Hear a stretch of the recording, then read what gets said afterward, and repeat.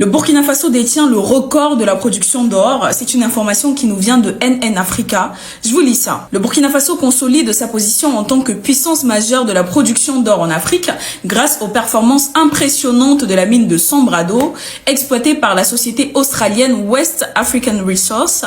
Cette mine a enregistré des revenus records pour le pays au cours du premier trimestre 2024. Au cours des 3 premiers mois de l'année, la mine de Sambrado a produit 49 509 onces d'or, vendues à prix moyen de 2078 $ l'once.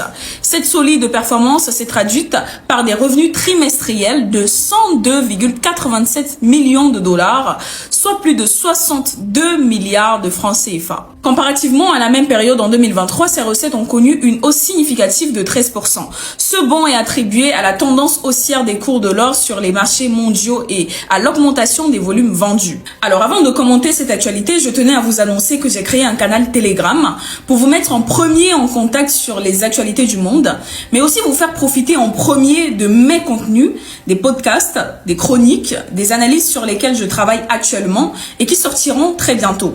Rejoindre mon canal, c'est aussi un moyen de me soutenir dans cette démarche de création de contenu d'extrême qualité, mais aussi me permettre d'avoir un moyen d'échappatoire si jamais je me fais bannir de cette plateforme, comme ils essayent de le faire depuis plusieurs mois déjà. L'objectif ici est d'atteindre les 10 000 abonnés dans le canal. Je sais qu'on peut le faire, on l'a déjà expérimenté et ça a très bien marché. Je compte sur vous, comme j'ai toujours compté sur vous. N'hésitez pas à rejoindre mon canal Telegram. Le lien se trouve dans ma bio. Pour revenir à l'actualité, au Burkina Faso, on peut remarquer qu'il y a des avancées, notamment grâce aux projets mis en place par le gouvernement actuel.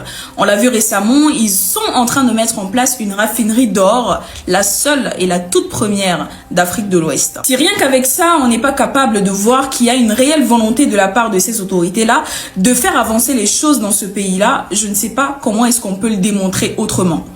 En tout cas, dites-moi ce que vous en pensez en commentaire. C'était Maïva. Aywa, Malion, au raffinerie Kurado, Bolo Dorodalendo, Mimenake Mali Kono, Mali Sanoumé Bom Mali Kono, Kako Mali Kono. Aux sociétés, au Bénin détenu à 62% par l'État malien. Alors, nous avons politiquement fait amena. Nous avons fait 5 ans. Est-ce que nous avons fait un konowa? Est-ce que nous avons fait un konowa? Ko sanu kurube ka bɔ Mali la an bɛ fɛ Mali sanu ka ko Mali la an bɛ partenaires ɲini ani minnu bɛ se ka jɛ ka baara kɛ yaasa maliyɛndenw ka se ka baara sɔrɔ. Est-ce que France tɔgɔ fɔra nin na?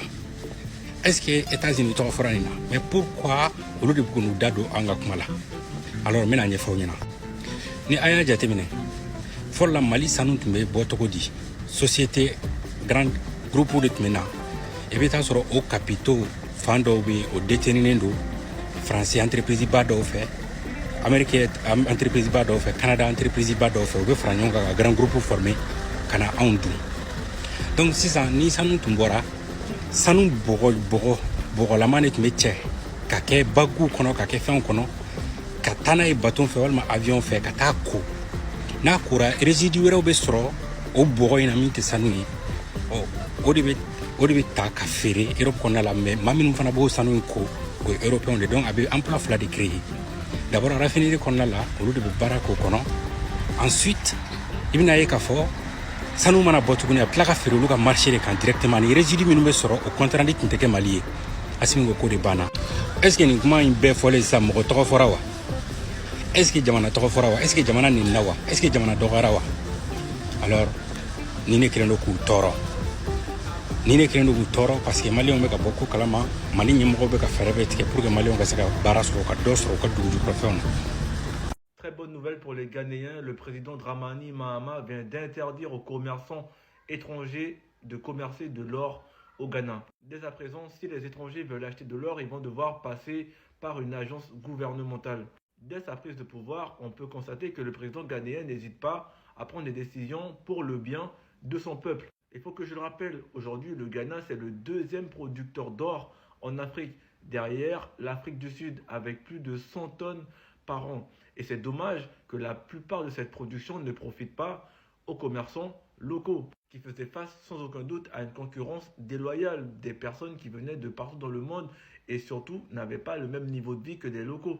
Franchement, le Mali, le Burkina Faso, le Niger devraient appliquer la même chose. Tout ce qui est minerai stratégique, uranium, cobalt, lithium, devra passer entre les mains du gouvernement avant de rentrer dans les marchés mondiaux.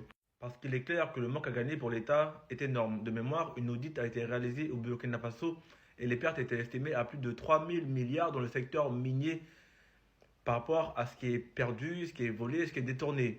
Si vous voyez depuis hier, les Adomoutons sont en train de dire qu'il y a des tirs à l'aéroport de Ouagadougou, c'est parce qu'il y a une opération hier qui localise tous les mercenaires qui ont infiltré le Burkina Faso. Donc ils sont en panique à l'heure actuelle. À Bamfora hier, voilà une villa qui a accueilli tous les mercenaires qui ont infiltré le Burkina Faso. Mais grâce au service de renseignement, la plupart de ces mercenaires ont été neutralisés. Comme on a toujours demandé, on a dit nos autorités doivent bien traiter tous les mercenaires qui ont infiltré le Burkina. C'est ce que nos autorités sont en train de faire parce qu'il n'y a pas pour gens pour ces maudits. Donc depuis hier, la plupart des mercenaires sont déjà en enfer. Il n'y a plus de prison pour ces personnes. Voilà pourquoi les Adomoutons sont dans une propagande, soit disant que il y a des tirs à l'aéroport de Ouagadougou. C'est parce qu'ils savent. Les mercenaires qui ont infiltré le Burkina là, beaucoup ont été neutralisés. Merci encore. Je répète encore merci au service de renseignement. Qu'il y a des tirs à Ouagadougou, qu'ils veulent arrêter le capitaine Farid Sorgo. Tout ça là c'est des mensonges. Eux-mêmes ils savent. Pour neutraliser des mercenaires là, il y aura forcément des bruits, des armes. Ils ont profité en même temps en croyant qu'ils pouvaient révolter quelques personnes hier. Ça n'a pas donné. Les mêmes apatrides qu'ils avaient dit plusieurs fois que le capitaine Farid Sorgo a été assassiné là. Ce sont les mêmes personnes encore qui sont dans cette propagande. Ils n'ont pas honte. Ils n'ont pas honte. Ces personnes-là sont mal bêtes. Et les plus idiots sont les Adomoutons. Dans les propagandes inutiles qui ne mènent à rien du tout. Il y a eu quel tir à Ouaga hier? Hier, il y a eu quel tir? Il n'y a pas eu de tir à Ouaga. N'en parlons même pas à l'aéroport.